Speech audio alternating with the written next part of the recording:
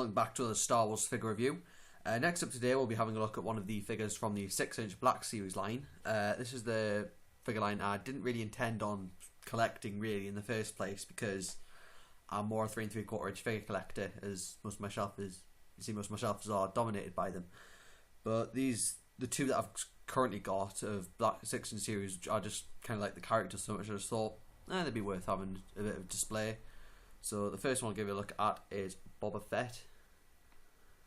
And yeah, I found that this was a pretty well sold figure during its original release.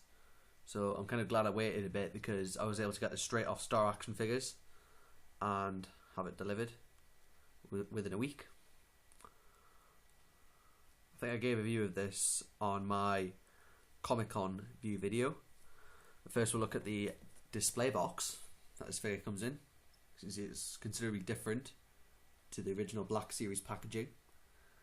And there's the orange Death Star corridor wall light thing, which is now changed to blue with the newer lines. We've got the back of the box where there's a black and white still from the movie.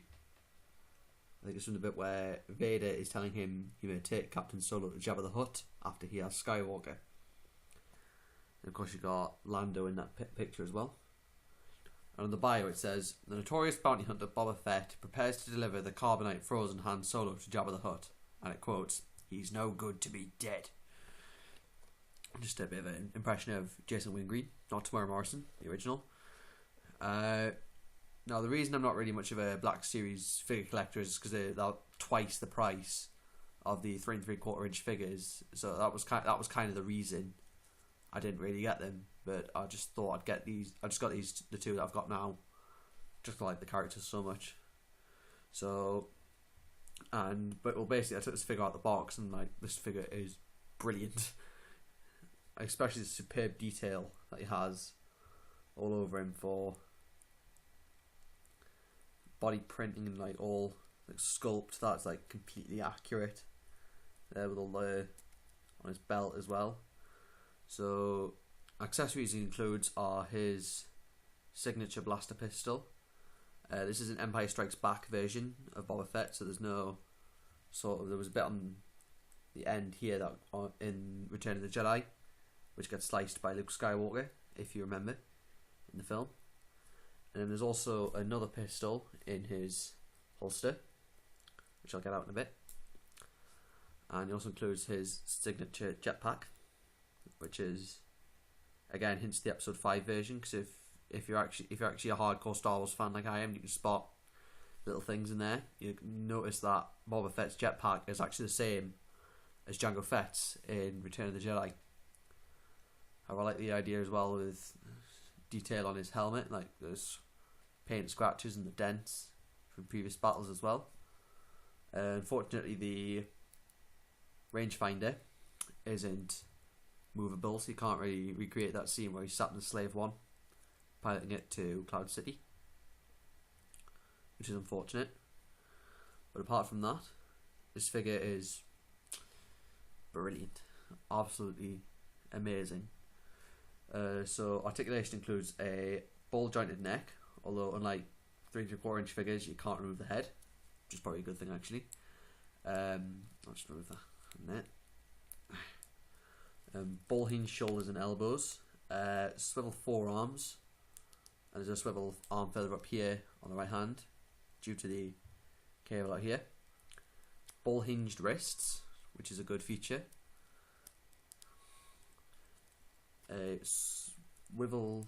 Ball hinged torso, ball hinged hips, double jointed knees, which is quite a good feature for Black Series figures.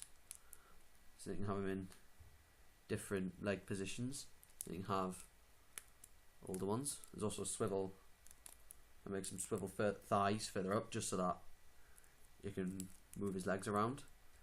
And ball jointed ankles, which is becoming a more common feature now with Black Series figures.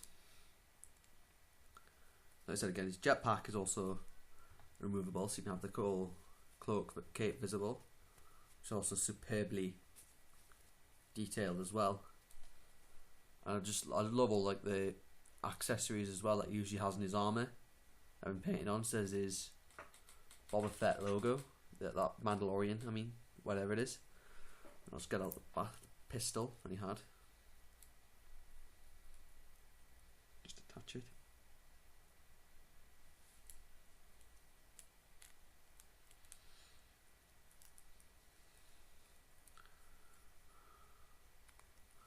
So there we go, we have Boba Fett's smaller pistol, which he never actually wields in any of the movies. Though I think he wields one in the holiday special, but I haven't seen all of that because it's so terrible. But, and again, just the amount of articulation this figure has, just you can get him in absolutely brilliant poses with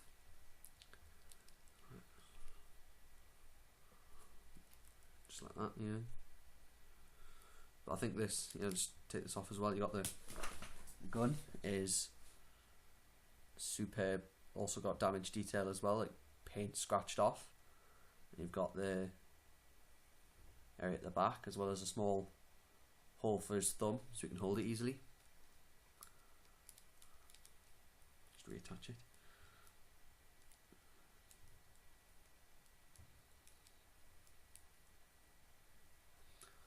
So that's all I really have to say. And if you ever see this figure in a store or anything, or you have the urge to get it, by all means buy it as soon as you can. Otherwise it'll sell out quickly and they'll all be gone, just like the Darth Vader was.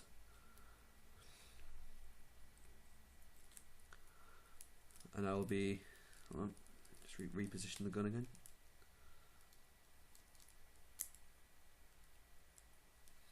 So there we go, back in his original position. So I've enjoyed having a look at Boba Fett, and I shall return with the Darth Vader in my next review. So see you then.